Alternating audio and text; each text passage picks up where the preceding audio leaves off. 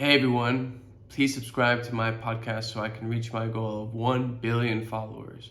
That way I can start my company that makes memes for your tombstone. Let's go!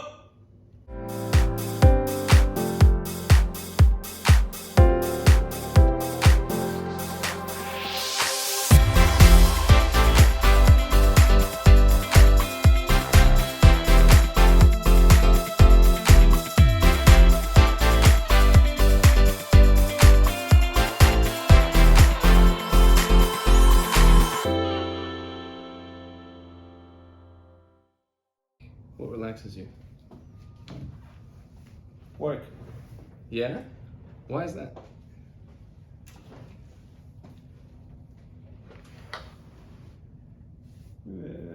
Because when I work, I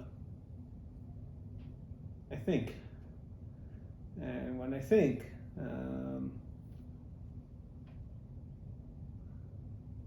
I don't have any time to be stressed about anything. So For me, it's I kind of know what you're talking about. Like, so when you're trying new shit and you're out there sort of in the wilderness and trying to make stuff happen, and there's a lot of things to worry about. Am I gonna make it? Is this right? Is this the right decision? Bad decision? And if you're just focusing on the thing that you really enjoy doing, or that you're really into, or something that just really grabs your attention, it's, first of all, I feel like I'm doing something productive.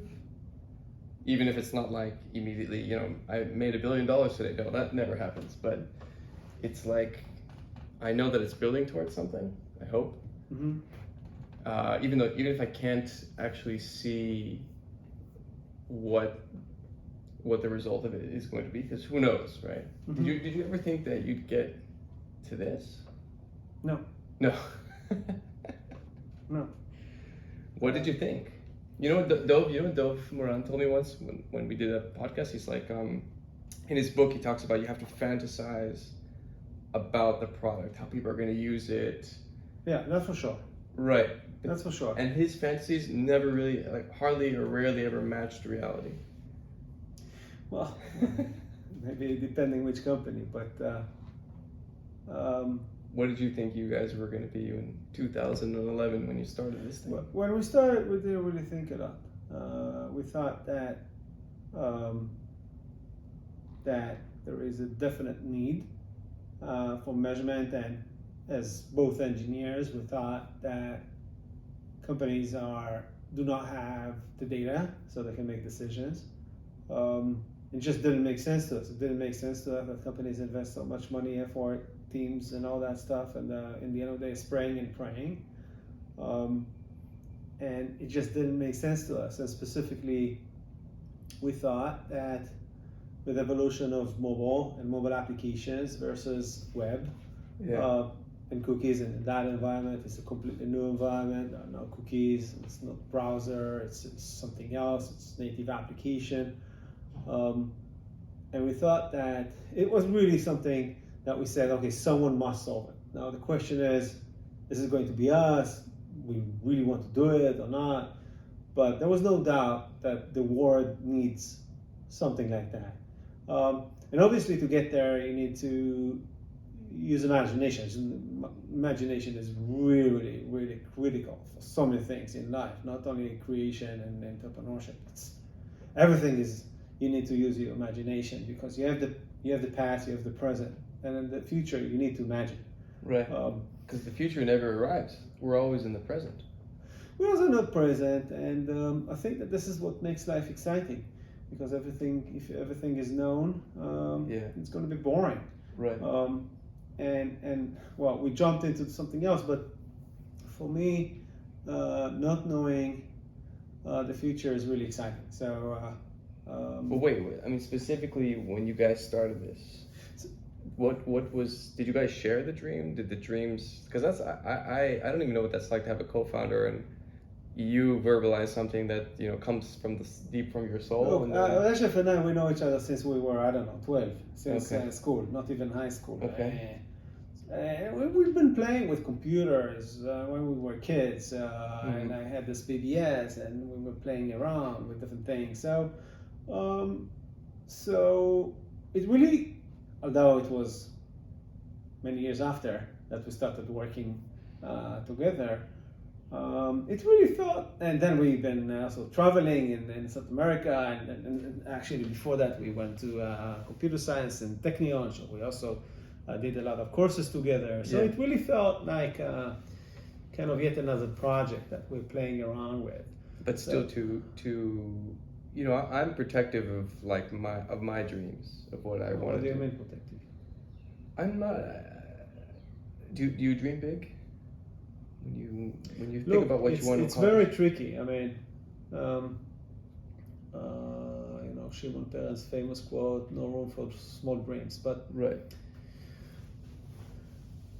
And there is no room for small dreams. But the thing is that your dreams and your imagination is capped in your current reality. Yeah. So take, for example, someone that, I don't know, homeless, and kids, and you don't have, food for them. So your biggest dream is that you would have enough money to buy your kids food. Yeah. And have a roof over your head. Yeah. This is the wildest dream for that person. Until their circumstances change, and then they can start to dream bigger. You dream bigger and bigger and bigger. Now, right. This is human nature. And so when we started the company, or when we started working on the product, we didn't dream that it's going to be what it is today. We just, really wanted to. Reshef wanted to write code.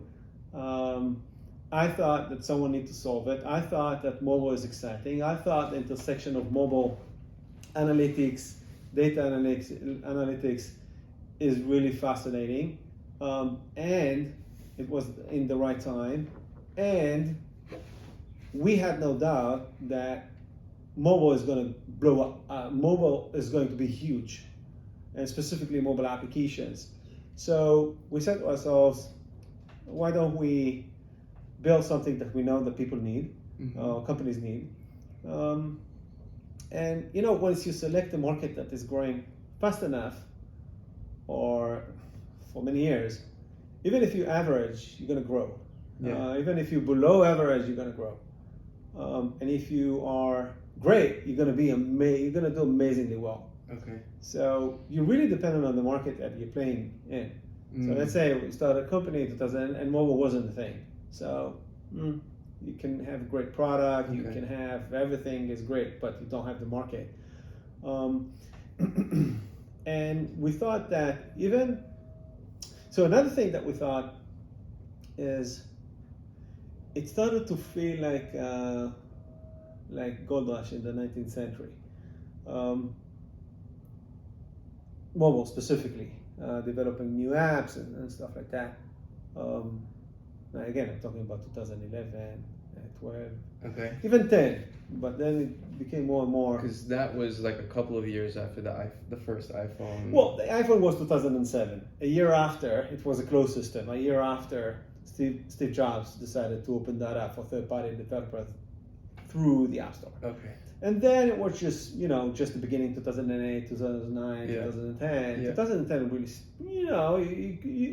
then it was very clear that this is going to be wild. Not everybody. A lot of people thought it's going to be web, and HTML5 was a thing. I still remember VCs and investors that we met consistently said, okay, is apps going to be a business? As a VC, we're never going to invest in app business. It's just apps. It's like Flashlight and shit like that. This is good funds. Actually said that. They're never going to invest in app business. How do you I'm just curious. And many of them thought that what we are building is just a feature. It's a feature. What did that teach you about those moments of rejection when you look back at it now? About what? I don't know. We look at investors as like, or at least they portray themselves as these kind of prophets, right? Of we know the next big thing is going to be. What's that? Who knows? Yeah, of course, no one does. Who knows? right? No one knows. As you said, right, the market decides these things. People don't even know what they want. They find something and they're wow, and then the thing blows up. First of all, investors, it's a generalization, but in general, it's like a herd. Yeah. Either everybody is doing something or no one is doing something. Back then, people didn't want to go into mobile. People didn't want to go into app, and we thought that this is really the gold rush. So, but the difference was that in the gold rush, if you remember the Levi story, they didn't dig for gold. They provided tools, clothing, tents for the mine, for people to look for gold. People came from all over the states just to look for gold, and in the end of the day, what you got is Levi's. It's interesting. So so maybe it's not the perfect comparison, but we thought that in order to be, for app developers and companies to be successful in this new emerging technology, new emerging form factor, they need to have good tools. They need to have software tools to allow them to be successful in this market. And we thought that we thought that if we will not go specifically in a specific app or a specific vertical, whether it's gaming or travel or whatever it is, and then within it you go to a specific app or business, let's provide an infrastructure or a technology or a data analytics platform that every app can use. And then you basically hedge a verticalization risk, you hedge a geographic risk. 10 years after, it was proven to be right, because we have customers from every single vertical you can imagine, starting from gaming and travel and e-commerce and all the booking.coms of the world and the kings.com of the world and even banks and financial industries and payments and dating and streaming. Endless. It's endless. And we have a lot of business coming global from all over the world.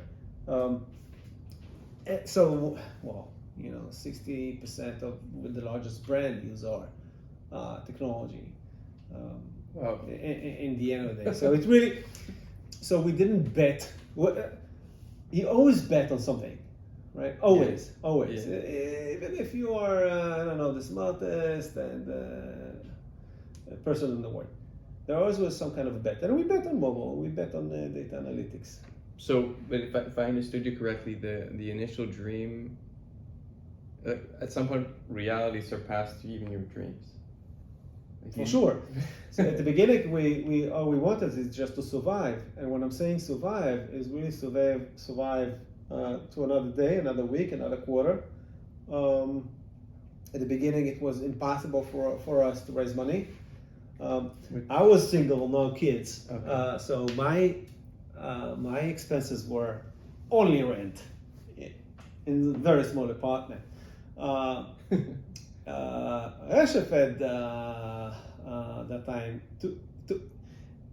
two kids and the second was a baby, so he was born exactly when AppsFlyer was born. So wow! Well, we started to work together when he had really baby at home. It was Passover actually. I should be talking to him. Now he has a birthday. His kid. It was Passover 2011. Wow, man. Passover 2011. Yes. Do you think you could have done it if you had kids? For sure. Yeah. Yeah, you think so?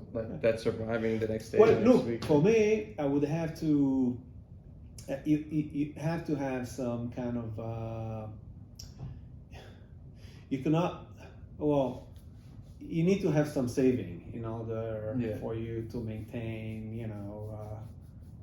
the life or the kids and stuff like that. I was, I ate outside. I ate in meetups.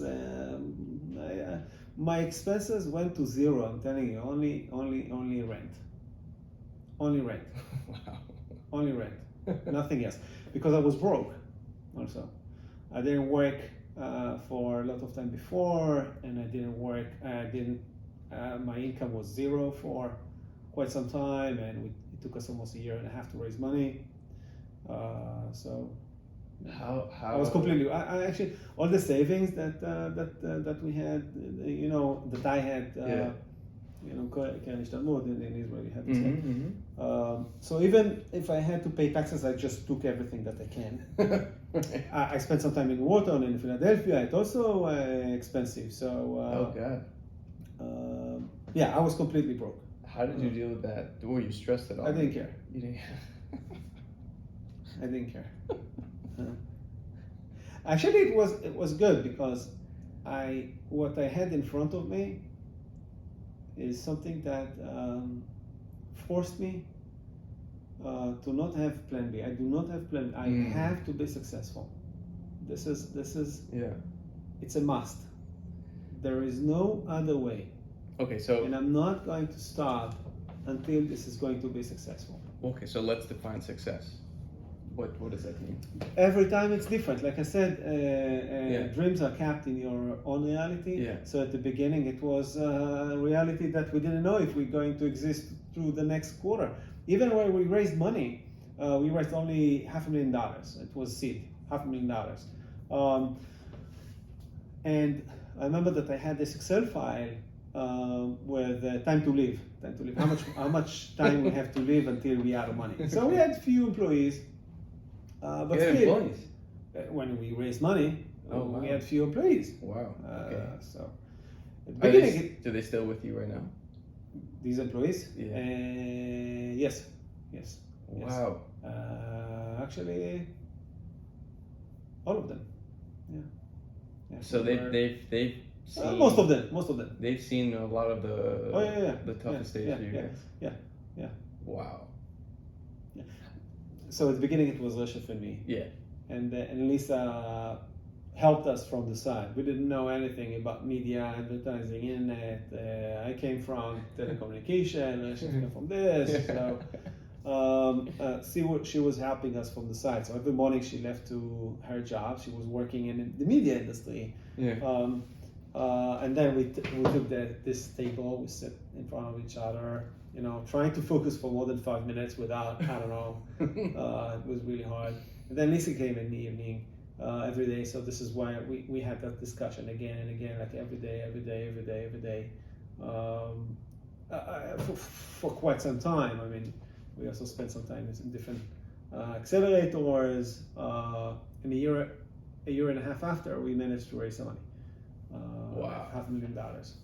Okay. So she was employee number one, Lisa?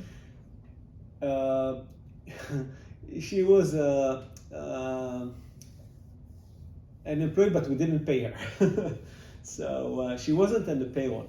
Only after when we got married. Lisa's your wife? Yeah. Oh, okay. Yeah, you can see her here. Yeah. Okay. So this is from a conference 11 years ago. Wow. So wait, you married her? She married you? And you were broke? You need to ask her. Damn. So we were dating. So we were friends. Okay. And she helped us from the side, right? Sure. She really enjoyed it. She knew a lot, and we didn't know even what a campaign is. And she also was helping us with customers and the market and really understanding what are we doing here, because coming from complete outsiders into something that exists for many years, you have a lot of advantage because you come fresh, you come empty. You don't have, you're not thinking in the boundaries of what is. Right. But you have to know, you have to have some knowledge, you have to have some connection, you have to have, in the end you're talking with a customer or a prospect or a partner. And they have their own specific language and their little quirky... You need to connect the dots because you have this vision, okay, I need to do measurement. How do you do measurement? How does it work? And how do you apply technology? How do you build the product? How the product going to look like? What the product's going to do? You also need to know what you're selling. Like your customer there's a product, Of but you're, course. you're meeting some psychological Because at the needs. beginning, they're not buying from you because you have a brand. You have nothing. Right. They buy something else. They buy passion. They buy this ambition to solve that problem. They buy trust. They buy the story. They want to be part of it. You know. Really? They also, of course, Was that like how two, you- three people in the garage. Why they should buy from you? No, I know, but passion? That's interesting. Like being part of someone else's journey. That's Yes. kind of a weird Yes. reason to buy something. Because they immediately become something that you build. It's Oh, so- we have a lot of customers at the beginning. I don't even call them customers. I really call them partners. I Sure. really call them the first investors. Yeah. I have a lot of stories of customers and prospects that one of them became not an employee, the VP of innovation here in the company. Started from being a very, very early stage customer. Not only customer, it's a really fascinating story if you want. Tell me. But I told you the end. So you ignore.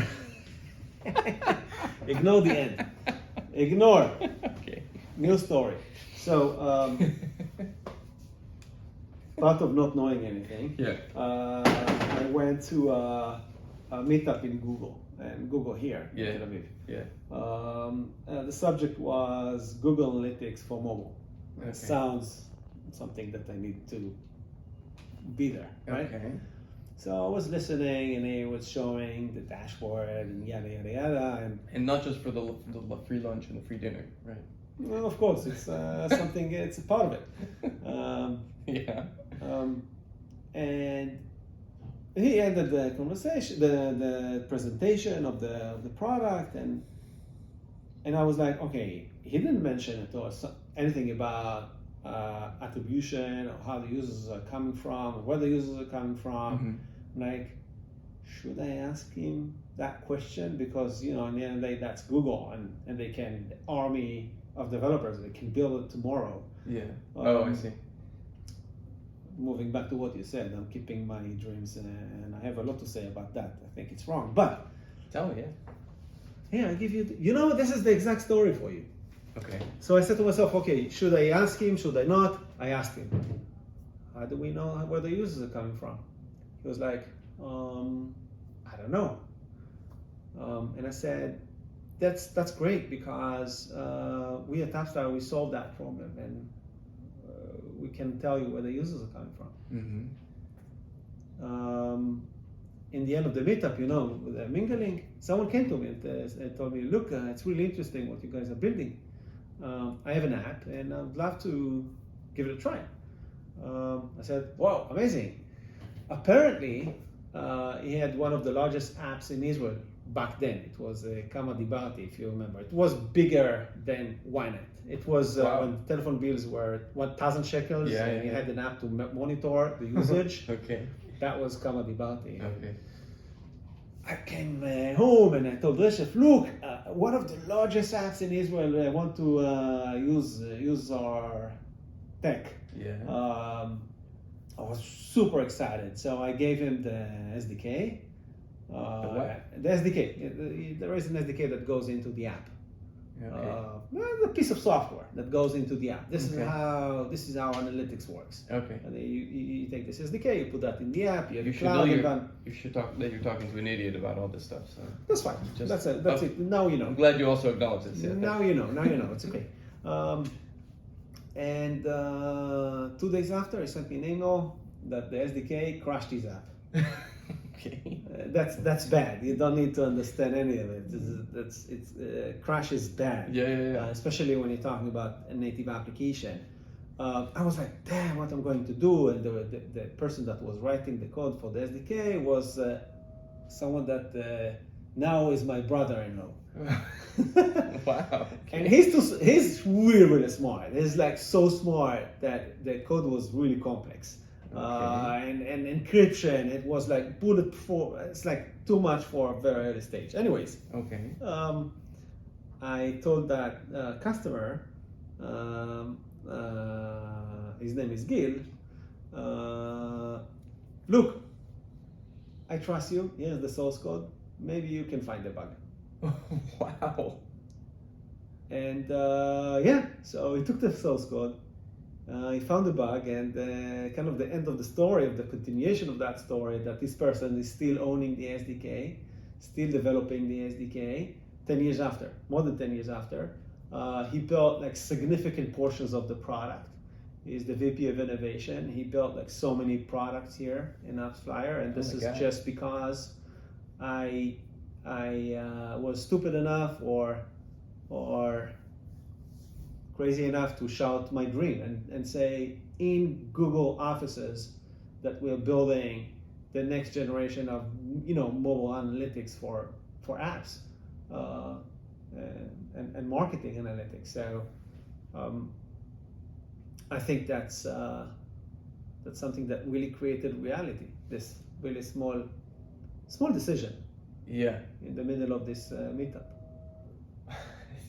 It's also so interesting because like how innovation works. So you have to have the dream, the passion, but you do need that gun to your head. And the person in Google who's like up there and it's like, look, I don't even know if it was a dream. It wasn't a dream. We wanted to build software that people will use and they will find value in it. Yeah, but you said it's a big dream for someone that is unemployed and broke. It's a big dream.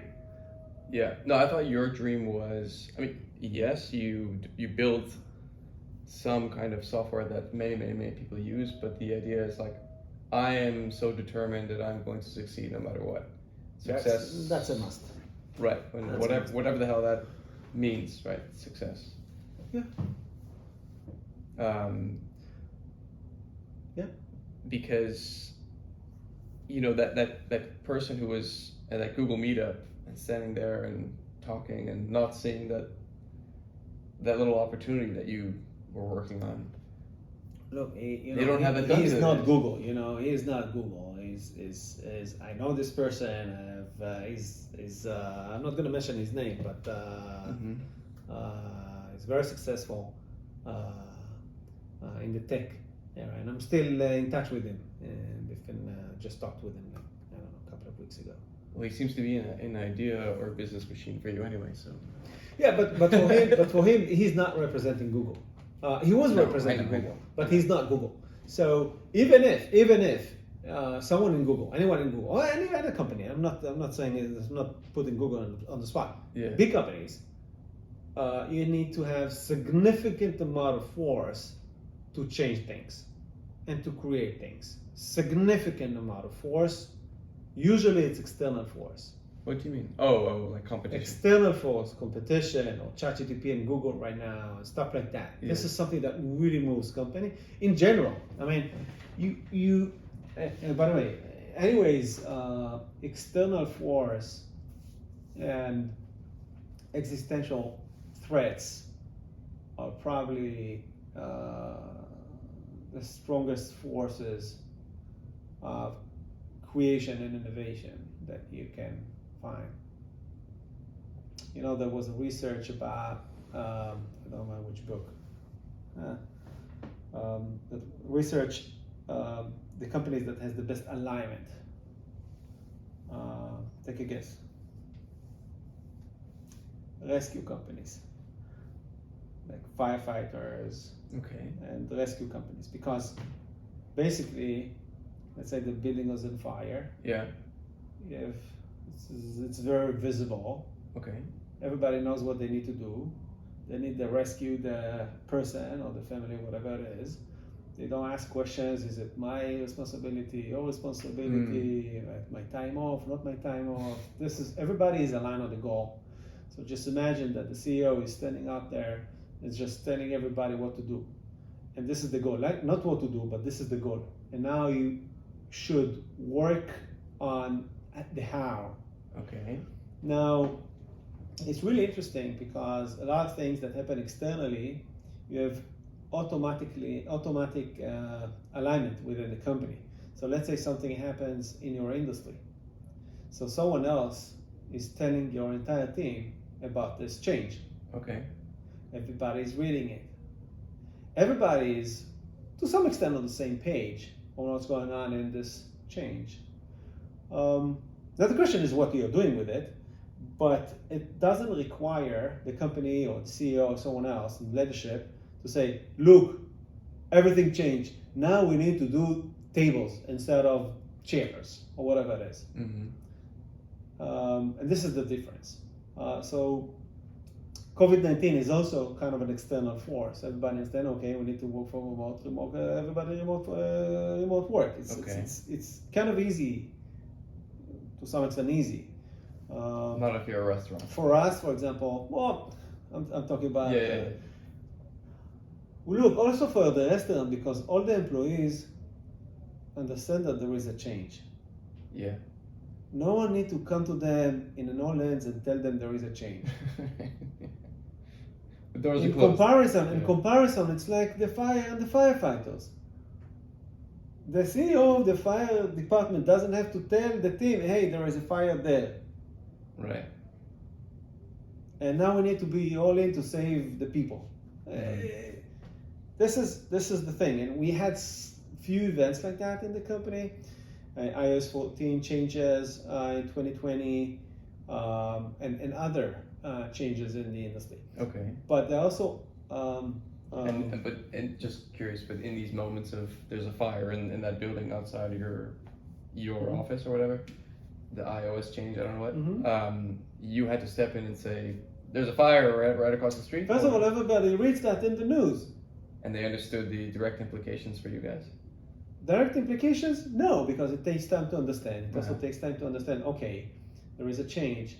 How can we innovate? How can we build new stuff? And Uh-huh. this is something that we practice a lot in the company. We are working in a very dynamic industry, probably the fastest, most dynamic industry ever created by human being. Really? Mobile ecosystem. I have Do you no know? fucking clue. Do you know something that is faster than digital ecosystem, web, app, and digital? I mean, you're throwing a lot of things at me, but like, Software, digital experience. okay. It's the fastest. You don't have manufacturing. It's not the car industry. Right. It's not the rocket industry that Right. it takes time until you build. The manufacturing. You're thinking about evolution. You're thinking about an idea. You write the code. You ship it. And you're talking about the intersection of the entire ecosystem globally. Google, Facebook, Apple, Snapchat, Pinterest. Now that's in the Western world, also Eastern world, but you have the Baidu and Tencent and Alibaba and so many other platforms in the East and other platforms in Latin America and Europe. Now, what we see is basically everything. So we're exposed to every single change. And specifically the biggest platform change, like Google change, Android change, Apple change, and stuff like that. Oh my God. Yeah, definitely. That's the most dynamic industry ever created. I don't think that there was ever something that is faster. Do you ever think that your company is something more than what it actually is? Like what you actually I'm just going to tell you what's the consequences of that. Okay. If you're not agile enough as a company, you're going to go out of business. This is the beginning of the end of the company existence. So the competition is about how quickly you can go, how quickly you can adapt, how quickly you can lead change and take advantage of challenges and changes and transform that into opportunities. How But by the way, what I just said is the right thing for everybody. Sure. Challenges and transform and challenges and changes, and really search for the opportunities in them and act on them and be excited about them. It's in every industry. But it's hard to think. But in our industry, is probably the fastest, most dynamic industry. How does one think strategically if it's changing all the time? Yeah. So what's the How do you think strategically if every day there's 1,000 people putting out a new piece of software that moves the ship a little bit this way? So first of all, to understand that you have to have plans, but you have to have the ability. This is more important than having the plan. Is the ability to change the plan. Okay. That's one thing. Also, train everybody around not to be afraid of changes and external changes and be excited about them. Once you see something that is happening, you can have negative thoughts about it or positive thoughts about it. And I think that you need to have both. You need to map the risks and be very, very blunt about it, and look for the opportunities. And 100% of the changes and the challenges, even the biggest challenges you can imagine, there are opportunities. The question is, do you really think about these opportunities? Your brain, do you have enough imagination to really think about what it's actually these changes introducing? And if you think about this company is a result of a significant change. Web, browser, application, mobile, AppsFlyer, and so many other companies created as a result of that massive change. Massive change. Within like 20 years.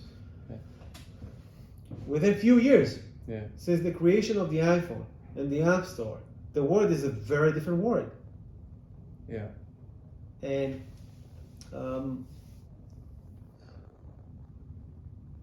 what I'm trying to say, just to prove that, at the end of the day, I'm an engineer. Just to prove that, imagine there is no change. If there is no change, everything will be extremely efficient, and everybody will go. There wouldn't be any opportunities, no new companies, because companies are created based on change, on cracks that are created in this ever-evolving world.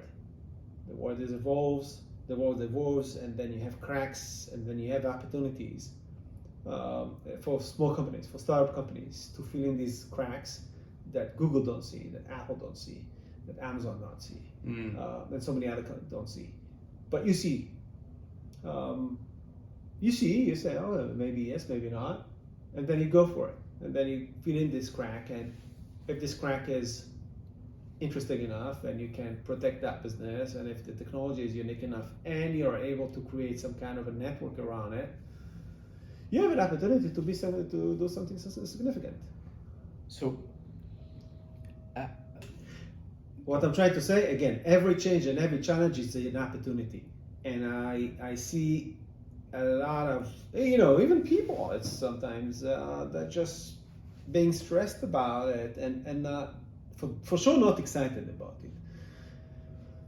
For me, I'm excited about change. Although sometimes it's just too much. I'm just asking myself, okay, maybe we can have 1 year without significant changes in the ecosystem, so we can actually build stuff and think about stuff, and but it just doesn't happen. Do you take time to daydream and imagine stuff? Yeah. Is this a discipline that you do, or? I think I don't do it enough. So first of all, Reshef and I, and also Lisa, we have this kind of a schedule. So with Lisa, I do it. I would say every weekend.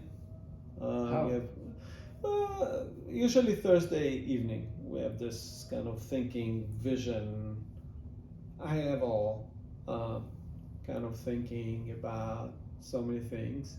Do you take one idea and just keep going at it every week? No, just the week is really amazing because you're super busy over the week. Yeah. And we also work separate. We don't even interact through the week. Really? Even at the beginning a lot. Sure. No, it's much less. But the entire week fills your brain with thoughts and signals and also noise and experiences, talking with people, talking with customers, talking with partners, talking with so many people, listening to the feelings, and then you can put everything together, and especially thinking about challenges, like maybe a significant challenge, and then you put everything together, and maybe not, you can come up with a new idea. Challenges. So there's some problem that appeared. You have to have a problem. If you Right. don't have a problem, you don't have a solution. You have to have a problem, and you need to fall in love with the problem. Yeah. not with the solution. Because for a specific problem, you can have infinite amount of solutions. If you fall in love with one solution, usually it's your solution, not someone else. Yeah. Because you fall in love with your own shit. I say, fall in love with the problem, so you'll be open-minded to how other people are trying to tackle this problem. Mm-hmm. Usually it also works with competition. Some dismiss competition, some whatever, some are stressed. I'm excited. Why I'm excited? Because there is another group of people, smart people, with different perspective in life. Usually it's a different country, trying to solve the same thing. Yeah. Trying to tackle the same problem. So that's amazing, right? Maybe they do some things right and some things wrong. And we need to be open-minded. Maybe they've done something better than ours. And if you fall in love with your own solution, whether it's your personal solution, your personal idea, or the company idea, or company product, you have this kind of bias you need to fight with and say, you know what? We could have done better. We can do better. We can do something different. And you can take the good and take out the bad. And I learned a lot from so many people, including competitors. Were you always this way in your thinking, or is this something you learned with the business? To learn from people around, always, because we didn't come with the knowledge bias. Curse of knowledge is that you know so much about specific aspect that it's really hard to create new things with it, because your brain is fixated or fixed on what it is and not what it could be. And when you come empty mind, I just read an interesting book like a year ago, Zazen, that let me just refresh my mind. It's in the expert mind, there are limited amount of possibilities. In the empty mind, and the beginner's mind, they're infinite. Right. And that makes sense, because if you come in fresh, you come in empty mind, you need to put your ego aside. What does it mean? That you have no thought of your own. You absolutely just like a sponge, you're just listening. The nature of human being is to always judge things in your own perspective. Mm-hmm. So you hear an idea and you say, do I believe in this or do I not? And it's always about you, because you always compare that to you. And if you put the you aside for a minute, and you completely try to get into the other person, other company mindset, this is how you learn. And then without this ego aside, this is something that really helps you to fall in love with the problem, with the customer problem, because it's not a general problem, it's a customer problem. Right. And come up with the best solution to solve that problem. Yeah. And this is the kind of shit that I don't really think gets taught at school. No, it's not. And this seems rather essential. I just said this morning, that 100 executive MBAs here visiting AppsFlyer this morning. And I also talked about that. And did they look at you like, oh my gosh, wow. Why didn't someone tell us this? I almost convinced them to drop out of school, but they had the professors over there, so I didn't do that. But did you learn something from of course. in your MBA? Oh, MBA. No, look, it's so my MBA. So my undergrad was Technion, computer science, in Technion. So I wanted to fix this, university experience. I don't know, for people that went to the Technion knows what I'm talking about. I have no idea what you're talking about. Zero social life. You always people spend their entire life in the lab. So in the MBA, I went to Benthumi Reichman. Okay. And I remember that I talked with them, and one of the reasons that I joined them because of that reason. Another reason was that they have this program. At least they have a program with Wharton, like an exchange student. So I told them, look, this is really interesting. I really want to participate in the exchange. And they said, look, we are selecting 1 or 2 students out of 150. And I said, that's 1% odds. It's good for me. I'll take that out. So as soon as even before I signed up, I had that goal in front of me to go to the exchange program with Wharton, and it did work. So they sent me to 1 semester out of 4. The plan was to spend there half a year, and then I managed to find a summer internship in Philadelphia as a VC associate, summer internship. And in that internship, I obviously researched mobile and mobile applications in analytics, and I found that a lot of conflicting interests in the companies, and I found that there is no measurement, and I found this mindset of this gold rush, and the world need tools, and I was talking with companies that didn't measure, and it was mind blowing to me. How do you work? I mean, based on what you make decisions? I just didn't get that. Also, so many companies that say, we optimize your performance and the marketing and the campaigns. I said to myself, okay, what do you optimize if you represent the buyers and the sellers? So the buyer want to pay less and get more, and the seller want to get more and do less, and it's conflicting interests. So what exactly are you optimizing? Your bank account? So basically, I saw a lot of companies without any appealing vision, because the vision cannot be let's make a bank account big. The vision is always about someone else. The vision is always about the industry and the economy and the ecosystem as a whole. To focus on the money is to miss the point, because the money is just a reflection of the value that you bring to... It's a reflection and the fuel. And it's becoming, in the later stage, it's becoming the fuel. With no revenue, you cannot build, you cannot innovate, you cannot make investments, because there's a limited amount of investment that you can get, right? It's not healthy in general. But look, we are now crossed $350 million in recurring revenue. So basically, we have a lot of money to spend every year out of customers' money. And what we do, the goal here is to really take all that money and invest and build new stuff and enhance what we have. So, but for us and for me, revenue is secondary, and this is something that I say a lot. But it shouldn't be mistaken. The goal is to optimize revenue in the long term. Okay. And that's the mindset, not the revenue this year, and not the revenue the next year.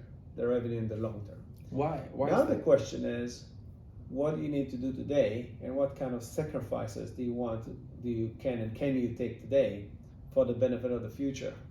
Why do you want to optimize revenue for the long term? Or sorry, why do you prioritize that over the immediate? You assume that it's always going to grow. It's better. Tell me why.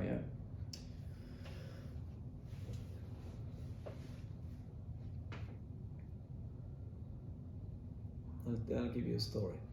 Before AppsFlyer, I was working for a company. We went public in this company. The IPO was very successful, actually.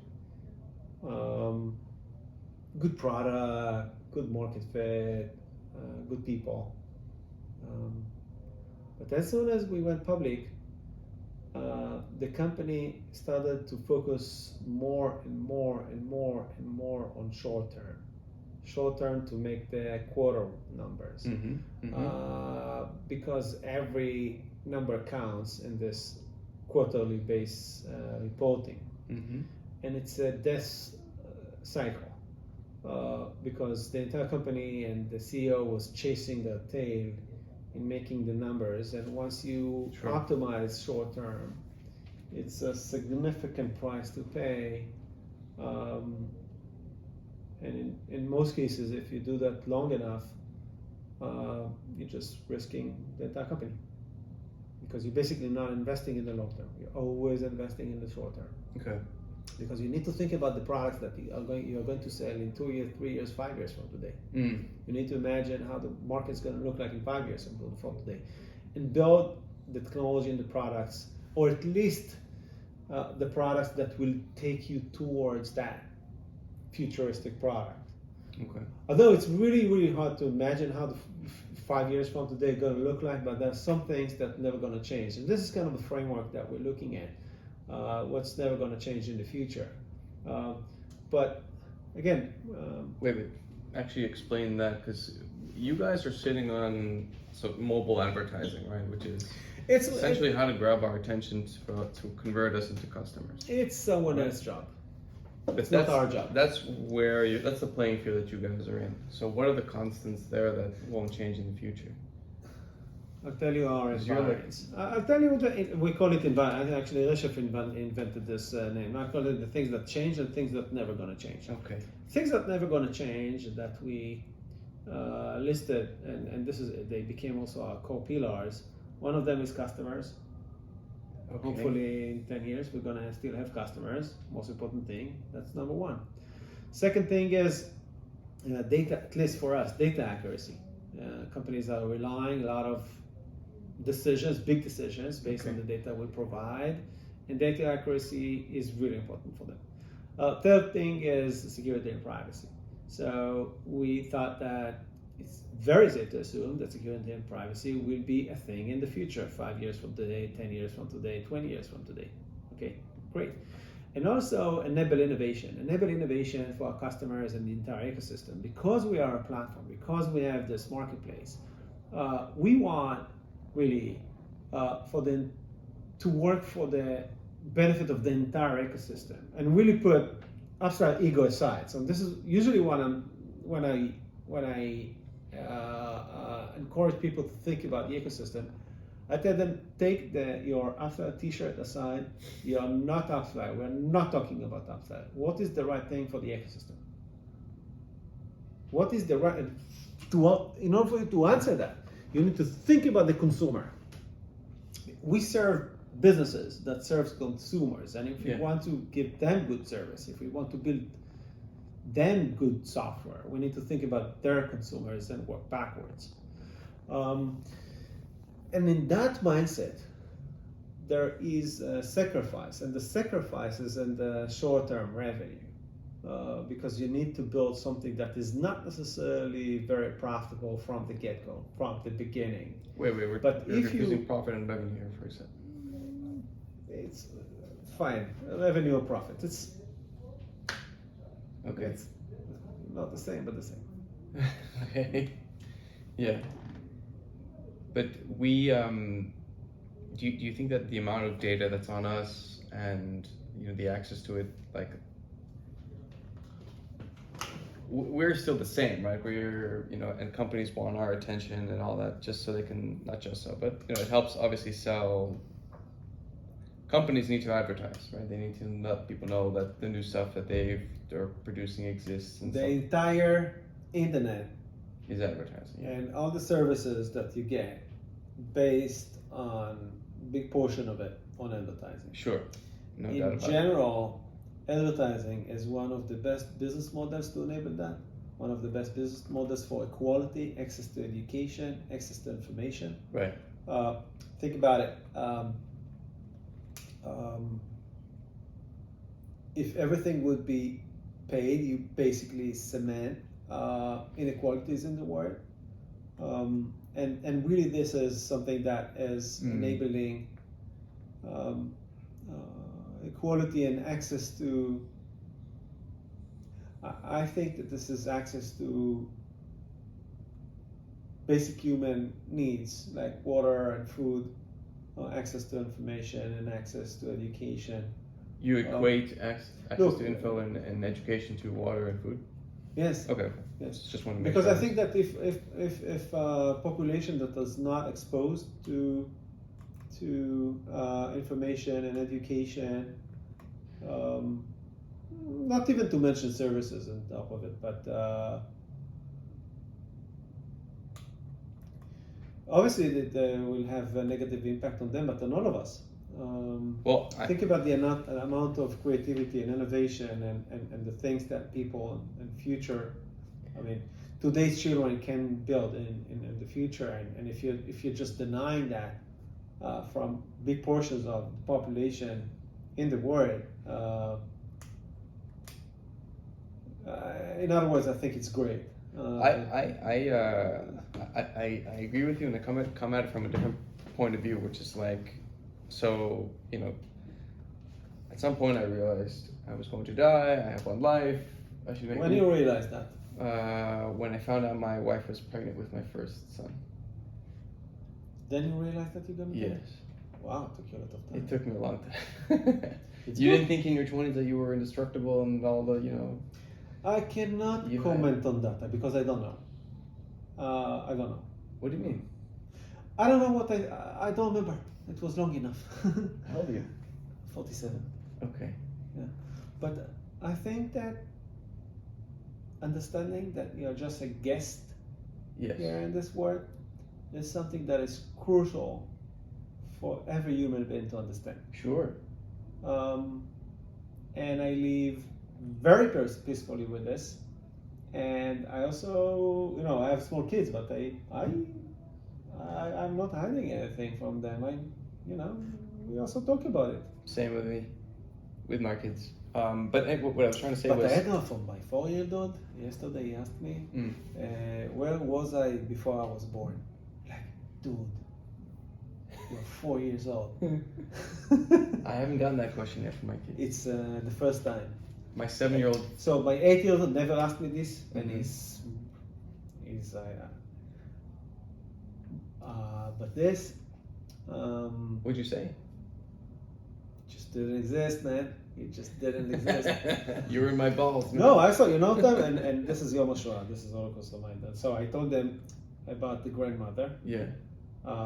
from Austria. Yeah. She grandmother Ruth. Actually, she passed away like 2-3 years ago. Mm-hmm. So they met her when they were kids, really, really small, babies and stuff like that. Yeah. So they remember the name and stuff like that.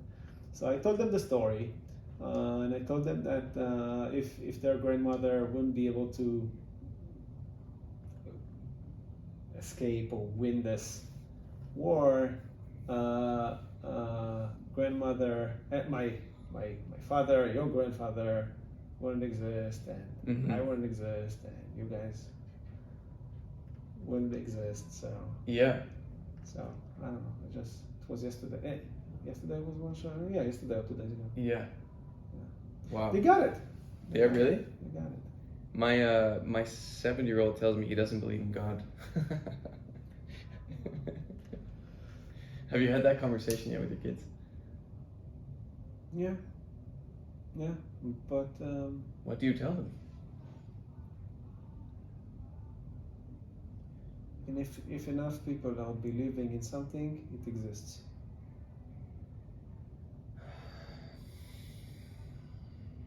That's a very slick way of answering the question. It's the answer. This is the answer. That's it? All the searching you've been... This is the answer. Okay. I believe.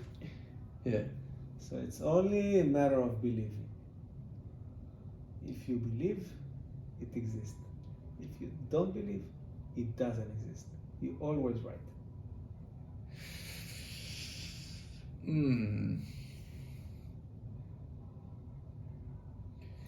So, Because, okay. and I'm not a lawyer, you need to define the it. What is it? So what's the it? I gave you the definition. Oh, come on. That's the definition, I think God is fate. That's the Is best. what? Fate. Yeah. I mean, what is fate? I don't know. Our lives we live lives that move forward, and we act, and we do things, and we behave a certain way, and at some point that catches up catches up with us. That was hard. In a certain way, and if you behave in a different way, you have different outcomes. Okay. And there's some logic to this, right? To this whole existence. There is a lot of logic, yes. And I mean, some of it doesn't make any fucking sense, but it doesn't make sense to us, right? And you know, it really just depends what you worship. Like what we were talking about before, short-termism. If you worship money, you're not gonna end up. You will end up in a place that's probably worse if you actually focus your life on the things that really, quote, matter, right? Things of meaning. That you have influence on. Yeah, of course. Influence, whatever the hell that means, right? Yeah. There was a point I wanted to. God, okay. Go on. No. Oh, we started to talk about God, so that's funny. No, there's actually a point that I wanted to make that. That the internet. We don't have to talk about God. We can talk about other stuff. Let's get back to God. But advertising on the internet, and you were saying how it basically funds all of it. In general, not in relation to anything, and not in relation to AppsFlyer. Yes. No, but you're also it's crucial. You were making a case that it's actually important, and this is the best way to get access to information and education. Yes. And I was thinking like. Look, I'll tell you. I'll tell you exactly, because it's so important. I'm gonna agree with you. All the tech companies, came out of Silicon Valley. Why? Because of the water over there? Because they are smarter than anyone else out there? Why? What is the reason? You know what's the reason? You have an answer. Access to information, Okay. access to technology, access to education. It's not because they were smarter. Bill Gates been playing with computers in the 50s, Yeah. through the university. Right. Now imagine if playing with computers through the university was available to the entire world in the 50s. Right. Can you imagine what kind of world we would live in today? You're not going to have only one Bill Gates. Right. You're going to have not dozens, tens of thousands of Bill Gates walking around. So what I'm trying to say right now with the accessibility, right now you don't need to go MBA, you don't need to study. You have everything on YouTube, better, Right. faster. Right. It's true. What I was trying to say. Okay, I'm sorry. So I sometimes have these like episodes of guilt of like, what the fuck is this? Podcasting. I'm talking. I'm writing. I'm like, what? This isn't food I'm making. This isn't a house I'm building. I'm not cleaning anyone's water or like what? Then I think like, well, what the hell are you doing? You're just clacking away at a metal box, sending emails. You're like sending thoughts through a machine to another person or lots of people all at the same time. Like, you're not actually doing any of this stuff either. You're just directing other people too. And the thing is that we're not just animals who eat and shit and piss and sleep, right? We're animated beings. Like, we need ideas. Ideas are what make us us, fundamentally, right?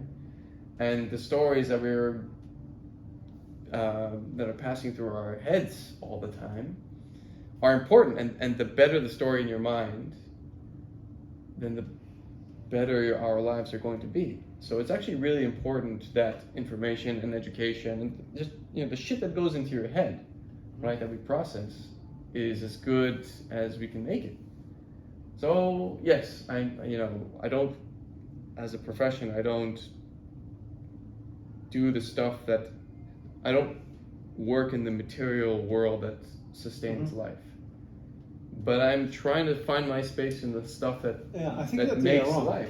I think that you're wrong. Why? Which part of it is wrong? I'll tell you what. I think that you do change a lot. But I'll start from the beginning. Yeah. Everything that you see in the world is a result of someone influencing someone else. Mm-hmm. I'll say it again. Everything, every moment, every product, every belief, everything that you see in the world is the result of someone or group of people influencing other people. Why the fuck do you think I'm doing this podcast? Yeah. So think about, you talked about God. Yes. You can apply that to countries. You can apply that to the establishment of the country, the state of Israel. You can connect that to the establishment of companies. You can connect it to every single thing that you see around you. Right. It's the result of someone or a group of people influencing other people. Yeah. This is also the risk. It's a risk if they influence them to do sure. negative stuff. You get the Holocaust, for example, an extreme example. So physical work that I really like a lot. So I like to do physical work. I was working in physical jobs. I enjoy it a lot, but usually it's you influence you. You tell yourself to build that wall or clean that garden or fix that whatever.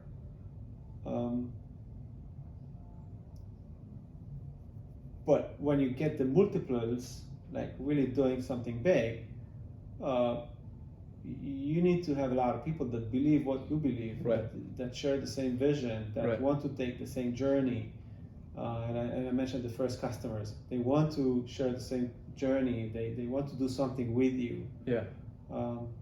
So and this is the result, and the podcast and what I do. We have 1,500 employees, and I can guarantee that every single employee here at AppsFlyer, they have a lot of options. They can work in so many other companies.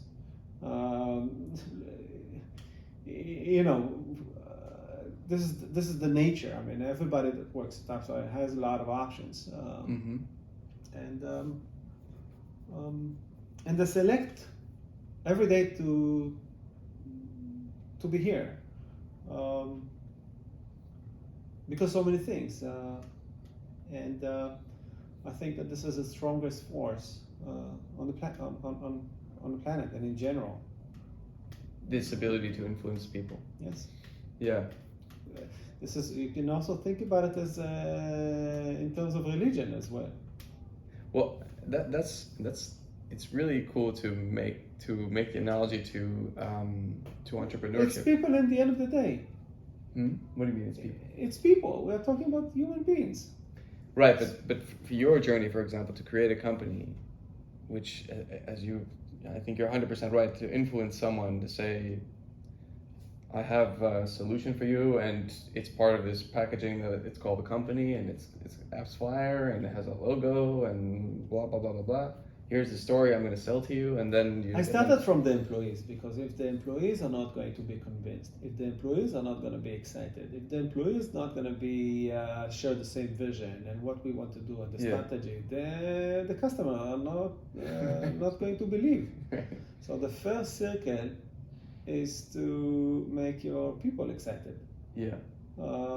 Understand the risk, understand the challenges, understand the changes, but also get excited about it, because if they're not going to get excited and passionate about it, no one is going to buy. And we're not going to be able to build the best product out there. Yeah. So, and that's what you meant by selling. This is the circle of influence. So you have this core, and the core is the company, the employees. So what was it that you sold in the beginning? I mean, I think you said something about selling passion. Was it just being around someone who thinks like you, who says, I'm broke, I'm here, I'm taking a Look, chance? first of all, shout your dream. Tell the world your dream. What is your dream? And this is what I done in the Google Meetup. Okay. And this is in the job interview. What are we talking about? We're talking about, hey, you're going to do this, and this is what, and this is the benefit. We have no benefit, okay? No benefits whatsoever. You're going to get an old computer, and you're going to drink black Turkish coffee.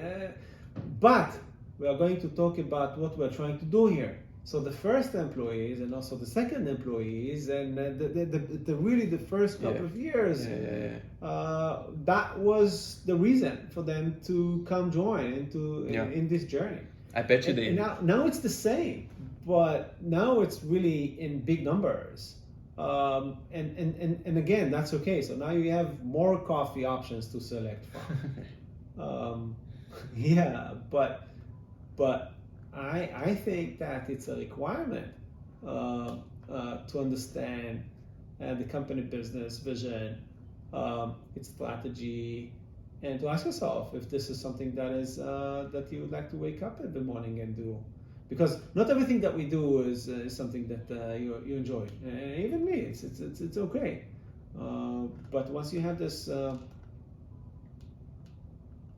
big mission and you're part of it, it's just another thing to do. So I think that it's critical, and then you can build stuff, and then you can make other people, like customers and partners and the ecosystem, passionate about it and excited about it. And this is basically the brand,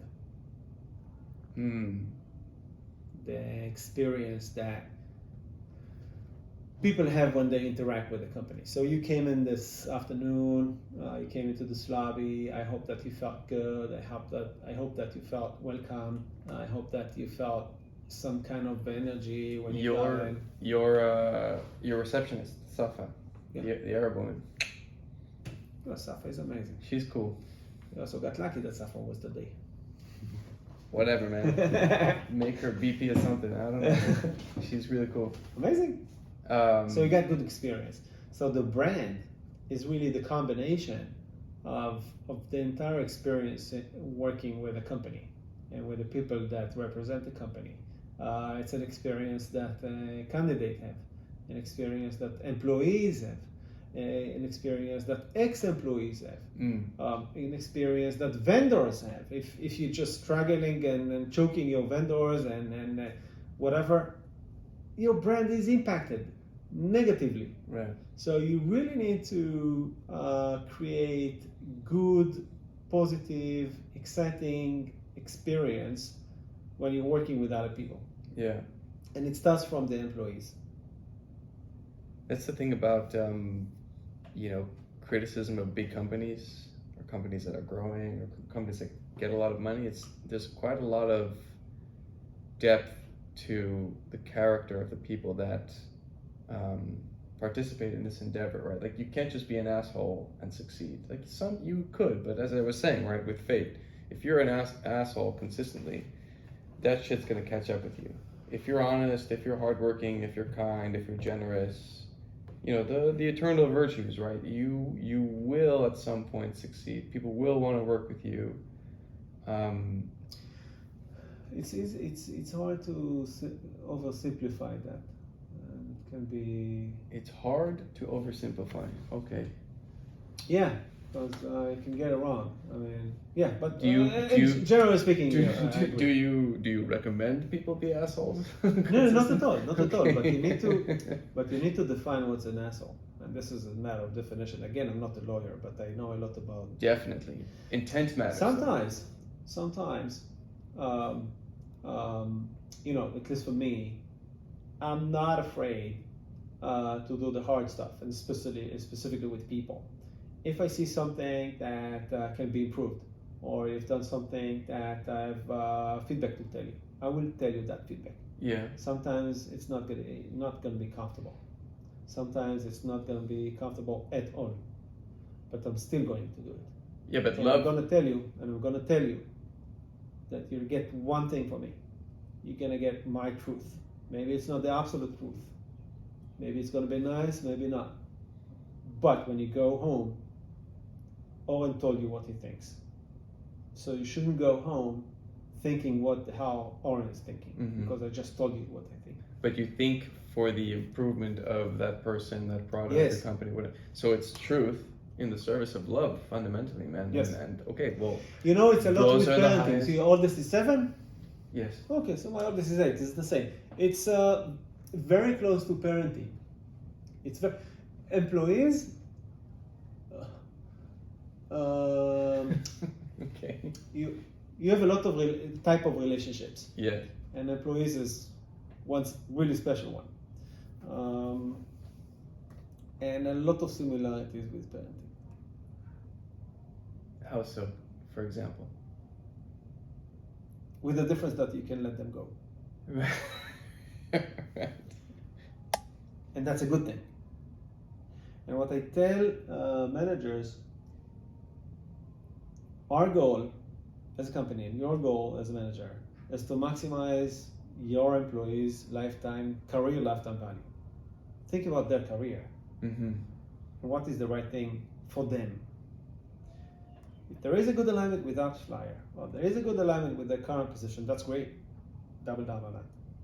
If not, if that individual needs to go somewhere else, maybe right now, maybe just for 2 years, and then they can come back. This is your responsibility to tell them, look, I think that you need to do something else. And I think that you need to do something else outside the company. For your own good. For your own good. And it's not easy. By definition, it will be very hard, usually it's human nature, to say, you know what, it's not good for me, and I'm going, and I'm leaving, even if I don't know what I'm going to do.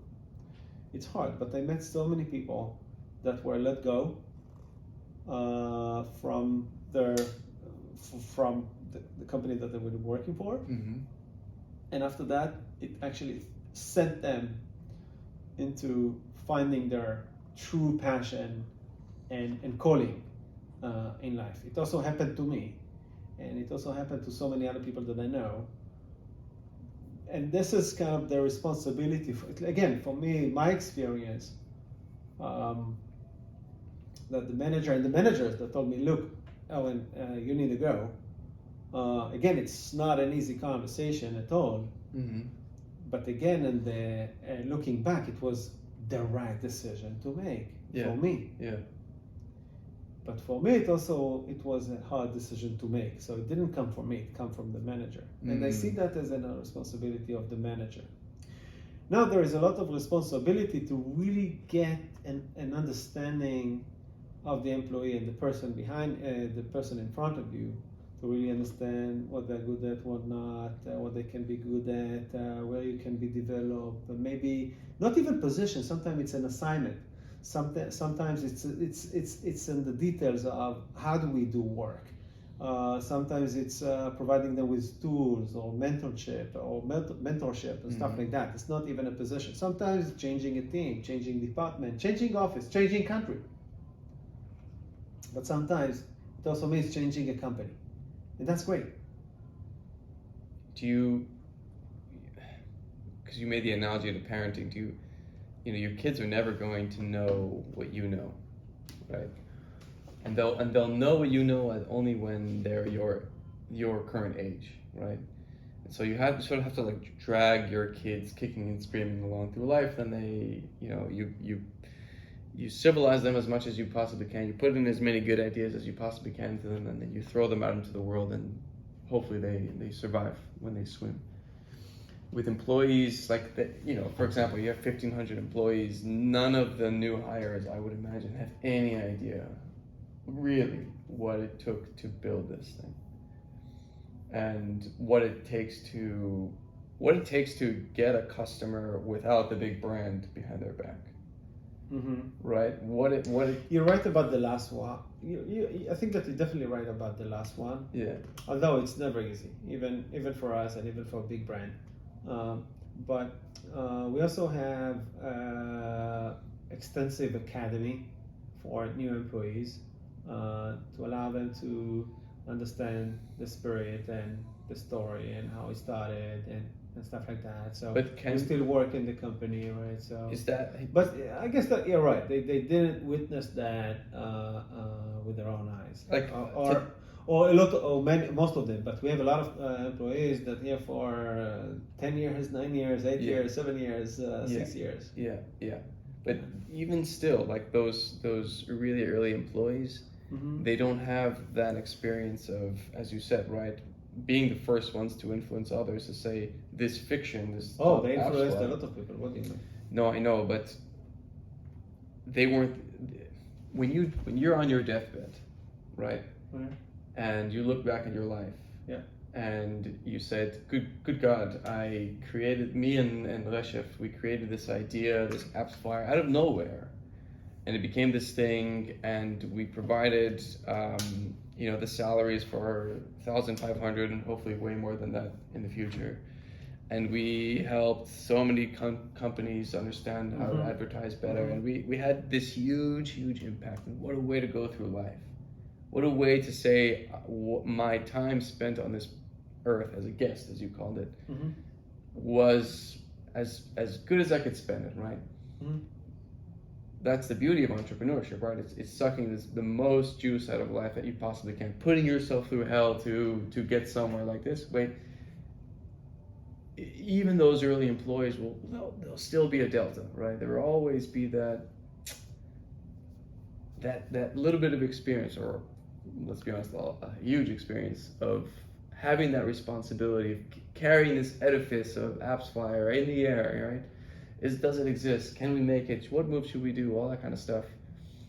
Those are on your shoulders and the shoulders of Reshef, right? And maybe even to a lesser extent the early employees, but still mainly on you guys, right? They took your lead, correct?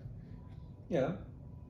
So in that sense, like the parent-child analogy really does work, because, for example, now that I'm a parent, I'm way more forgiving of my parents than I was as a kid.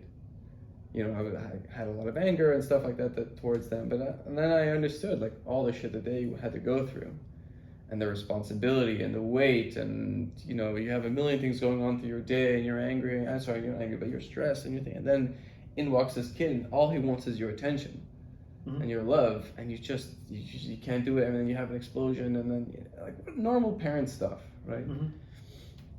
It only as a parent though do I understand that the younger me was, you know, wrong, I suppose, right? Or had the wrong perspective. So it's only by going through it, I think, do you really fully understand what it is to be you. What it is to be you?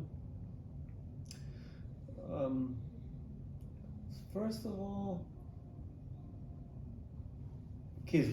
Let's put the kids aside for a second. No, hopefully not like the employees. You know what they say about kids, that I'm a believer that the first 3 years of our lives are actually impacting our entire life. Okay. Basically, in other words, your entire life is trying to fix the issues of basically the software that was written in the first 3 years of existence. Interesting. And you need to realize that that really, I believe, this is there's a few people and professors that some books around it. I mean, that's very Freudian, the way you look at it.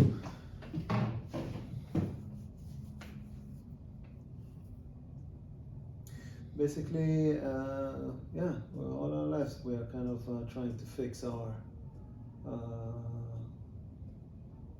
issues when we were kids. So, can I ask how it is that you went to the army as a cook? What happened there? Because even then, right, cooks are considered, you know, sort of at the bottom of the... Yeah. Although I think that without cooks, there is no army. Ah, you see?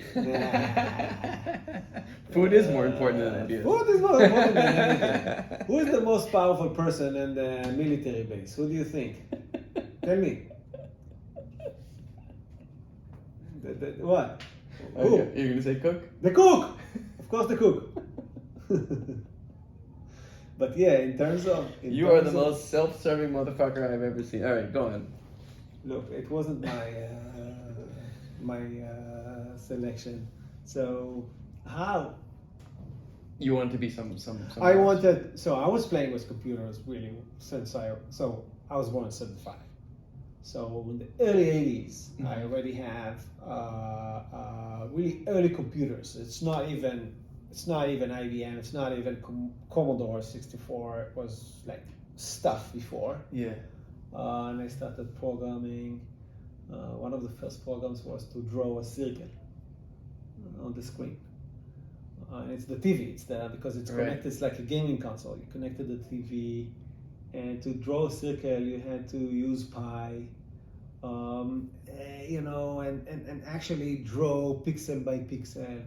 And this blew my mind. And this is the early 80s, I'm assuming. Early 80s. Early 80s. Not, early 80s. Not every household in Israel had a computer at all. So my parents started from nothing, like bare nothing. Okay. But everything that comes to education, they made the investment. Okay. So computers, as soon as there was a computer, they got.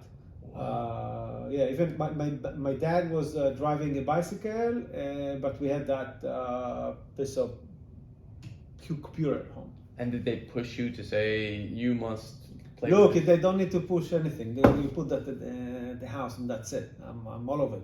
That's okay. it. So you were just naturally drawn to computers. Yeah.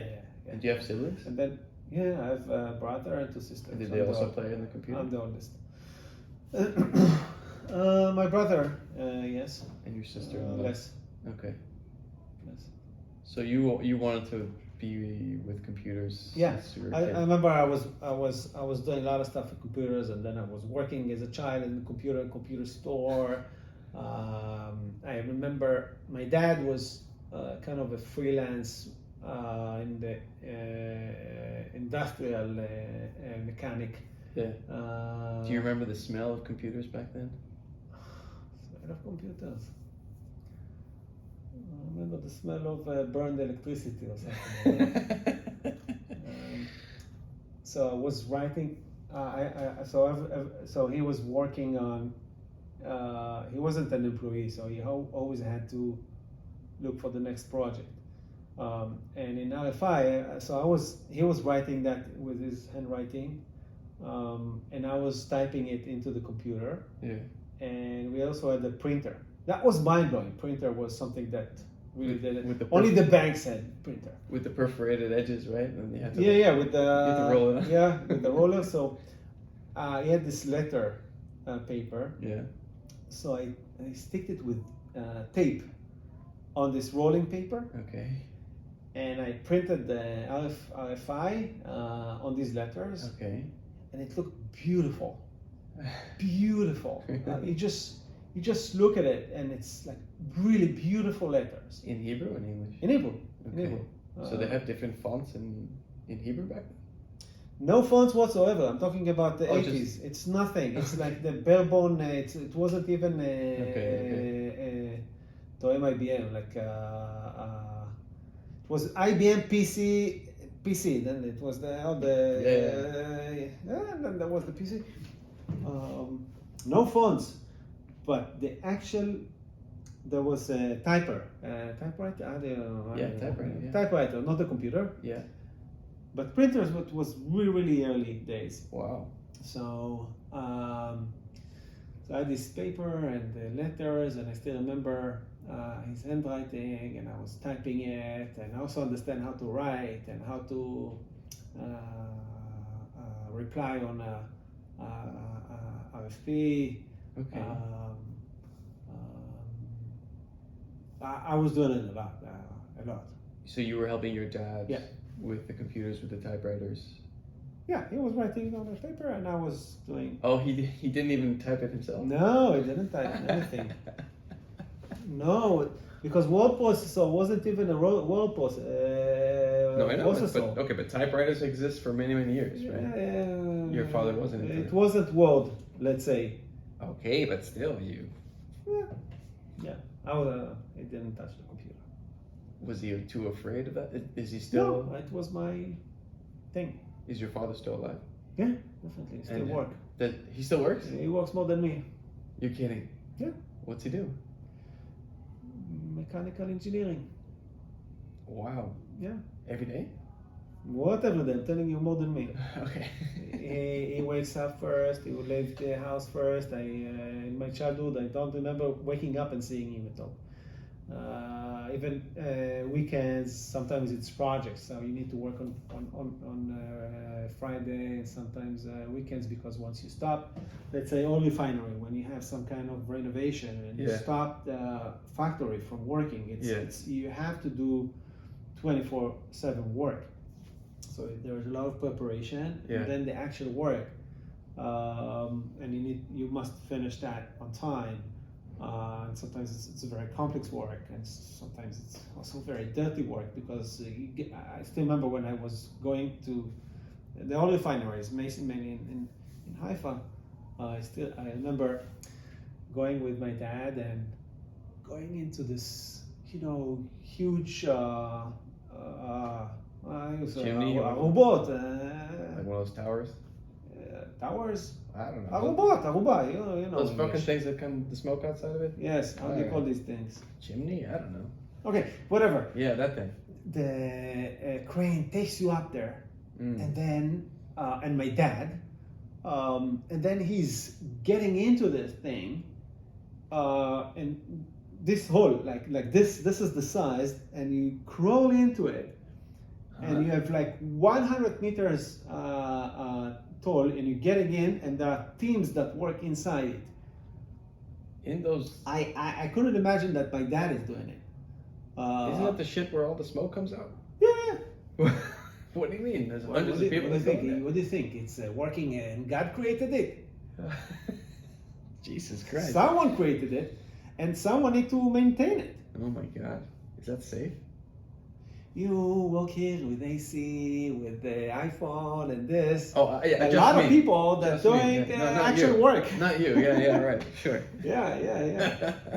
One thing, so because I was working with them for many years, I did the actual work in the summertime. So I just joined in and, being in the field. But most of that was helping him from the side with the letters and stuff like that. Okay. I didn't know what I wanted to do in life. So Sure. And I remember that they told me, maybe I need to work with you. And he said, I think that you can do much better things, but no matter what you decide to do, just aim to be the best in what you do. Wow. He said that to you? Yeah. And you can do better than me. You can do better things, and maybe different things. Okay, but better than him. Yeah. Because you said you want to work with him. Yeah. Wow. Yeah. And this is, I think, the most important advice that I ever got. No matter what you do, Mm-hmm. You're a gardener, you're a police officer, you're a carpenter, you're doing computers, you're a dentist, aim to be the best in what you do. Sure. And it took me a long way, and also in the decisions what I want to do and what we want to do as a company. Mm-hmm. Because if you decide to do something that you have no chance, or the chance is low that you're going to be the best in what you do, maybe you shouldn't be doing it. And the way I'm looking at what we need to do as a company, I would think if this is something that we are uniquely positioned to build or to produce. And if not, it means that someone else needs to do it. And this is something that creates a lot of focus. Why focus? Because once you start a company, and especially a company like this, there are infinite amount of opportunities, and you can go and do so many things. For example, we can go and start a net network, right? We can start data brokerage. A lot of our competitors decided that being a net network and using, and maybe not using data, or having their own app that maybe not competing with their own customers, like creating all this kind of stuff. Okay. That this is how I found the market. I found the market with a lot of conflicting interests, and I thought, no, we need to do the things that we are uniquely positioned to build, say no to everything else that someone else can, and say yes only to the things that we're really uniquely positioned to build. So by definition, it's really hard to compete with the things that, if we make the right decisions, it's really hard to really compete with it, because by definition, you're uniquely positioned to build it. It's not a matter of technology. It's not a matter of quality of engineer. It's a matter of how you uniquely positioned to build. And this is something that will take you. And moving back to my dad advice is aim to be the best in what you do. Isn't that so cool how life works? That like your dad, he goes through his life, and he has kids, and his kid grows up wanting to essentially to emulate him, right? Because that's what sons do with their fathers. And he says, "Well, Dad, I just want to work with you." And he's like, "No, do better and be the best at it." And that piece of wisdom that he just sort of threw at you, I mean, I'm sure it was well thought of, but it impacts the way that you work, that also your employees work. Okay, my dad is successful because hard work pays. Sure. And he was really hard worker, and I learned a lot that success comes from hard work. No, but it just goes back to your point about influencing people. That your dad influenced you, you influenced 1,500 people, they influenced their counterparts all the time. Like it that came from your dad, and then like obviously the chain goes further back than that. Yeah. But it's a huge complex mix because it's so many other things that influence me and so many other people. But you don't even know, like that's what's so interesting about being a parent, is like the weight of your words. Like you just don't. I have similar stories with my father. I mean, I don't have any employees or anything like that, but he has told me I didn't really spend a lot of time with my father. My father had to travel a lot for work, and we just didn't really talk so much growing up. But like when we talked, it was always at like very critical moments of my life. Like I wanted to move to Israel. I had a girlfriend. It wasn't really. It was kind of shaky. Where you grew up? I grew up in Miami. Nice. No. Have you been to Miami? Yes. So you liked it? You know, I was in my 20s, so I liked it a lot. I was single. You visited all the libraries, is that not the libraries. No, South Beach. You know, in South Beach libraries, it's just, you know, I haven't clubs yeah. So okay, but there's only so much you can do with that. you know, I haven't been to Miami for 20 years. Let's say how long were you in Miami for when you were 20s? Huh? How long were you in Miami for in your 20s? Not too long. No, not too long. A week? A couple of weeks. Let's Okay, say. a couple of weeks. And a couple of times. A couple of weeks, a couple of times. Let's just, you know, and you were just having sex with so many women the whole time. Let's just keep extending that for another 20, 30, 40, 50 years. Believe me, man, you'd want a little bit something else. Oh, for sure. For sure. This is why I'm here. What? What are you talking about? You know it's recorded. Yeah. This is bullshit. This whole recording thing. It's bullshit. You know, I sometimes I wish that the entire life will be recorded. Okay. It sounds creepy, but It is the entire all creepy. life will be recorded, and then you could kind of extract the meaningful things that happen during life. Okay. Think about taking a photo and these family photos. Everything is synthesized, right? So hey, let's sit here. Yeah. Smile, taking a shot, or video and stuff like that. But the really life is what happens between these shots. Sure. Life happens all the time. And the thing is that in most part it's not recorded. So I remember one of the ideas after the establishment of AppsFlyer. So I really when I started to have kids, I said there's so many magical moments happen with your kids in your house. And I said, well, if we had like a camera that will constantly take videos, and with using AI, kind of remove the bad stuff, and privacy, and let's ignore everything for a second. Yeah. And create these moments, these magical moments that you have with your family, with your kids, conversations and stuff like that. This is magical. There's so much. It's like gold, Right. wasted. So I was what No. I must ask because now you brought it up, but your little famous video of you drilling into the wall. Mm-hmm. So a few observations. First, it was a very funny video, but second, your kids they don't move. You're drilling, you hit the pipe or something, water starts pouring out of the wall. Your son and daughter are just chilling in their chair. It takes them 10 seconds to understand that maybe I should move. And even more, your daughter, sits in her chair, screams, covers her ears, but doesn't move. There's an emergency, but she sits still. I didn't think about that.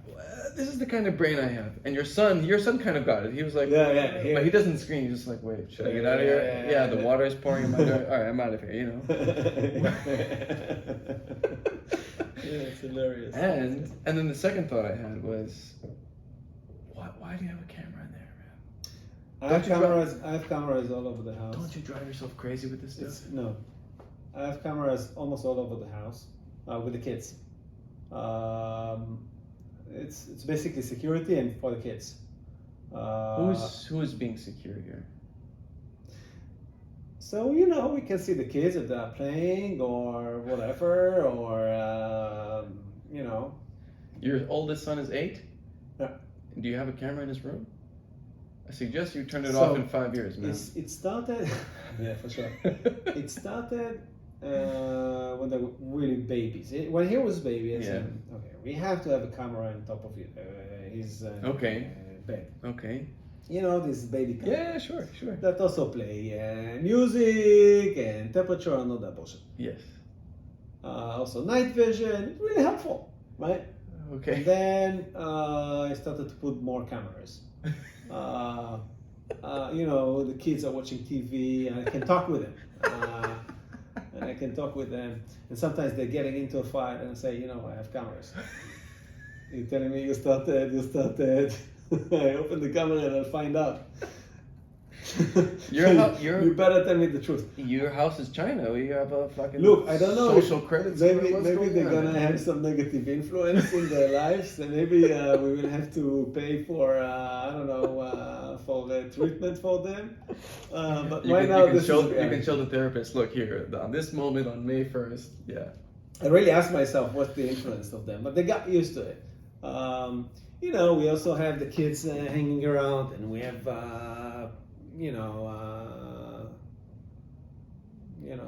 security cameras. So. Who is being secured? I don't understand. Your kids are fine. This is your shit, man. Did your kids ask for the cameras? I think not. No. Right. But to monitor, you want to see them now? No, I really. Yeah, so I can see exactly where they're at. You know what? What they're doing. You know what? Sometimes my 8 years old is building Lego and is like really in the zone. His own. He built the largest Lego sets ever. He just finished the Titanic. This is 9,000 pieces. 9,000 pieces. It's one of the largest sets ever. Wait. It's like this size. So this what the instruction book is like 3,000 Three pages. Three books. Each book is 1,000 pages. Oh my God. All by himself. I didn't even put Wow. one piece. He invited me and told me, "Hey, you put the flag." Yeah, so I put the flag. Isn't that amazing? So he's a boy, right? When boys are generally all over the place and He screaming built. Look, he's I just have super I have focused? saving only for Lego. I'm telling you, he built a set of 4,000, 7,000, 9,000 pieces. Holy And he's doing it all by himself. The Titanic took him 9 days. I told him 10 days. He said, no, it's 9 days because I started this day. He got that for when he was 8 years old. His birthday. So he worked on it. He waking up in the morning. He wakes before everybody else. He goes and he's doing it in the morning. He goes back from school. He's building it. Until he finishes it. Oh my God. It's crazy. He's a workaholic. He has a lot of focus Clearly. when he's working on something. And sometimes he was building it in a place that I don't have a camera. But before he was working on that in that room. So me and Lisa, my wife, been watching it at night. just to see him work, and then to see him play with it, and Yeah. then to see him play with his brother and sister. Okay. He built like a robot, and you can program the robot, this Lego robot, with Wow. to do stuff and to throw a ball, and it's really amazing. Yeah. Lego is an amazing company, an amazing product. So let's put that aside. Right. And just to see it, it's magical. Well, what can I tell you? It's magical. And the thing is that if you were physically in the room, you wouldn't be able to experience these kind of moments, because this moment would be different than if you are in the room. Mm-hmm. So I still remember watching these videos, and I'm like, wow, it's like so inspiring and so good to see, and how they treat each other and how they explain things to each other. But again, as soon as you get into the room, Yeah. everything changes. Yeah. The center of gravity changes. Everything changes. Yeah, of course. And then you don't have that kind of The experience. authority figures are there, so we kind of have to be. And look, you know, we have nannies in the house with 4 kids, small kids. We're both extremely busy, working many hours every day. Mm-hmm. So this is I started to have some security cameras, and I just said that for the entire house. and then when that happened, I have more funny videos. Post them. I was a year ago. We had a lemon tree, so I was climbing the tree. I put the ladder, climbing it, taking the lemons, and then all of a sudden the ladder fell off, and I was kind of hanging in the tree, and I like hanged from the tree, and I fell on my feet. But I felt like I'm falling from a mountain. How tall is this tree? The tree is okay. I was also okay. How? But it was also on camera. Okay.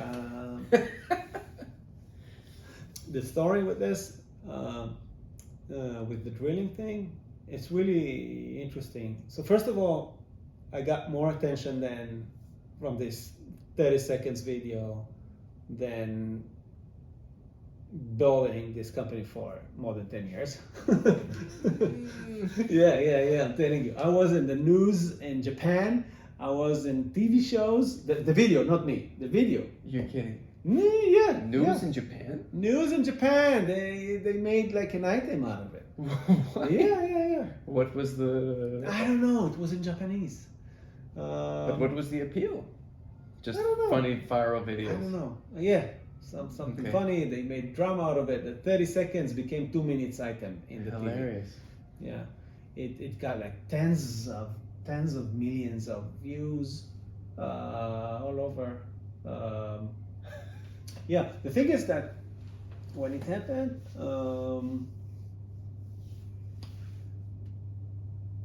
I checked the camera if that's actually recorded, because these cameras are not reliable. Sometimes they work, sometimes it doesn't work. Okay. It did work. And my neighbor is amazing person, amazing member. It was a weekend, so he immediately came and drilled and fixed it. Okay. So we managed to open the water and use the water, and then he fixed that. And I showed him the video. Yeah. It was so funny, and then I sent that to my family, parents and brothers and sisters. Yeah. And I saw that people, it was every time that you watch it, it's like you're on the floor. It's so funny. Yeah. Um, And was everyone laughing at a different point of the video? Like, were they laughing at your it reaction? was crazy. It's hilarious. I couldn't stop laughing myself. But you were laughing at yourself. You were laughing at your I don't kids. know, about 'Cause the when I situation. pointed out your kids, it was like you didn't About even the realize. situation, about everything Yeah. about it, everything about it. Yeah. It was my daughter shouting like I don't know, it's like everything. It's like really, people thought that it's so good that it was fake or something like that. Really? Yeah, people Okay. thought. People didn't understand that I have a camera, like security camera over there. So why would someone record that? Oh, I see. Okay, something like that. Yeah. And then actually my kid told me, maybe you need to send it to the company. I'm like, maybe I'll send it only to the leadership. So I sent it to the leadership, and that's how it was a blast. And I said, if in such a small effort I can make so many people happy and laugh, it's good. So I sent it to the entire company on the company Slack. Yeah. For 1,500 people. Mm-hmm. To laugh at you. Yeah. Yeah. And then I also, again, a few days after, I asked myself, also people didn't know, they showed it to their parents and friends, but they didn't send that outside. Okay. So I said, okay, you know what, if that makes so many people happy, let's just release that. It's incredible how many people I know that have nothing to do with AppsFlyer have mentioned this video about you. Yeah. I just went like a week ago. I went to the doctor with my kid. Oh, no. So I used to go to the same doctor, same receptionist. I come, she's smiling at me. I said, "Hi, how are you?" Okay, I'm here every 3 months. Yeah, you're from the video. Ah, from the video. Yeah. So, do you ever wonder what it is that people identified with, or like why it spread so quickly? I think that everybody fails, and everybody had that kind of moments of failure. But is it because because in Japan no one knows who the fuck you are or AppsFlyer or any No, of it that has nothing. People that know me saw the video didn't recognize that this is me. Oh, okay. It's not about me as a person. First of all, it's about funny thing in general, someone trying to do something and it fucks up. And I can tell you that a lot of people that try to drill in different things, there's always 50% chance that something will go wrong. You hit concrete, you this, and you don't. It's not exactly. You move.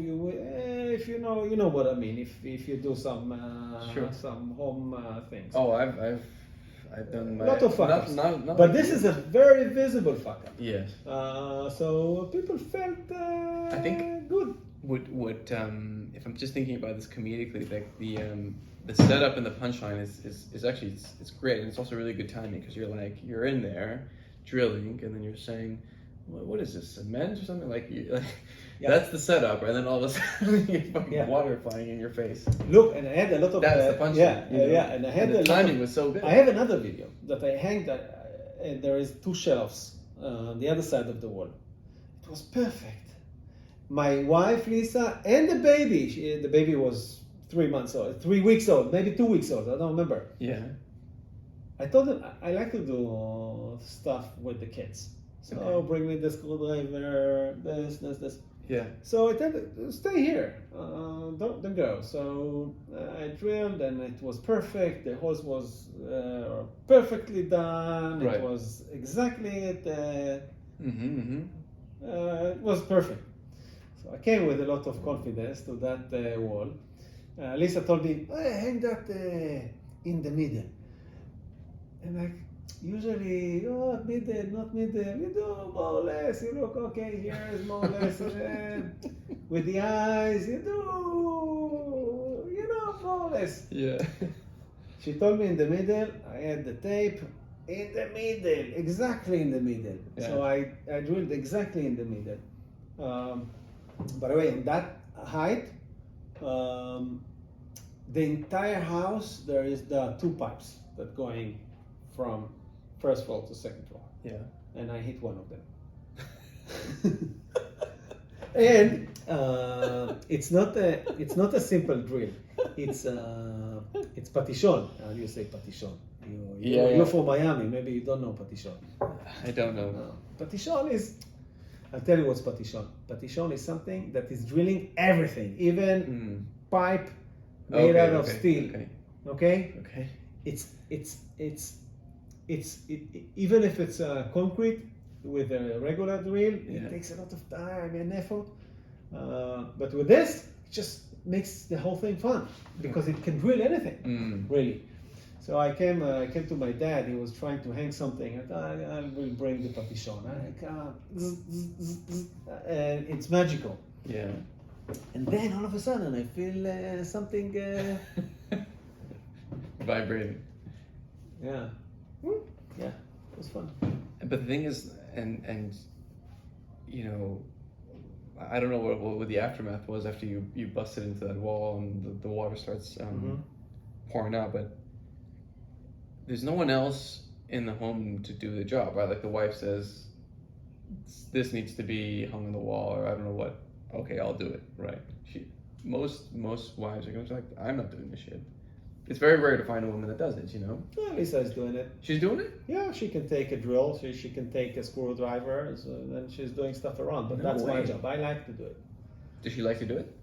She also doing it, right? I think that when we got married, we had nothing basically, but she had a drill. No way. She had had her own drill? Her own drill. Wow. Holy shit. Her own drill. To do what? Just like hanging. She was living by herself. Look, she immigrated to Israel by herself. Where's she from? When Ukraine. Okay. She immigrated to Israel when she was 17. She didn't know a By word herself? in Hebrew by herself. Holy she shit. didn't know a word in Hebrew, and she didn't even know English. She didn't know Israel per se because there was no internet, so you couldn't really, you know. And she was in Ibim, which is around Gaza, and there were rockets and stuff like that jumping into the shelter and stuff like that. So Wow. this is she lived by herself for all these years, and we met first time when she was 24-ish, 24-7, so 25, 24-5. 24, 27, 25? 24. You should know these things, man. I know, 24. Getting to 25. Okay. But wow. So she lived by herself. She had her own rented apartment, and she used to do stuff by herself. Okay, so if you fuck things up, she could actually say like, She closed the water. yeah. Oh no, but your neighbor came in and fixed the He fixed the hole so we can turn the water back and like fixing the wall and everything. But she knows actually where to go on the outside of the house to turn the She's water off. managing the operations in the entire company, all the offices, in the 20 offices. Wow. So she knows a lot of she-bears and Okay. staff and building this entire office. This is one of her projects. Amazing. So yeah. Was it her idea to recreate the original apartment that you guys started, or was that? The idea, I don't know what was the idea. Maybe it was mine. Maybe. The execution was her. Okay. I mean, the team. It's pretty new what we have here. So that was the vision. It was never implemented. Yeah. How much time we have? I don't know. I need to go to the restroom. I should probably go home. What time is it? I have no fucking clue. Yeah, I gotta go home. 9:10. 9:10, 6:10. All right. 6:10. This was fun, man.